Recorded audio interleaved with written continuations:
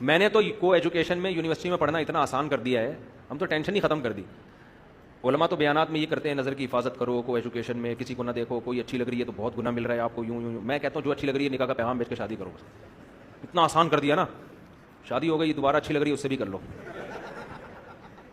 फिर भी ठरक पूरी नहीं हुई, अच्छी लग रही है इससे भी कर लो, फिर भी ठरक पूरी नहीं हो रही और अच्छी लग रही है इससे भी कर लो, फिर भी ठरक पूरी नहीं हुई तो इसका मतलब आपको खारिश की बीमारी है।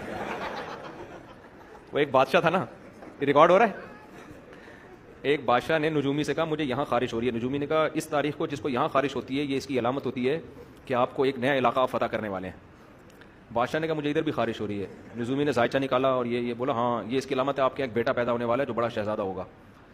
बादशाह ने कहा इधर भी हो रही है। नजूमी ने कहा आपको खारिश की बीमारी है, किसी अच्छे हकीम से इसका इलाज। तो अगर 4 से भी ख्वाहिश पूरी नहीं हो रही इसका मतलब आप 1 नंबर के ठरकी हैं, आपका दुनिया में कोई भी इलाज नहीं हो सकता।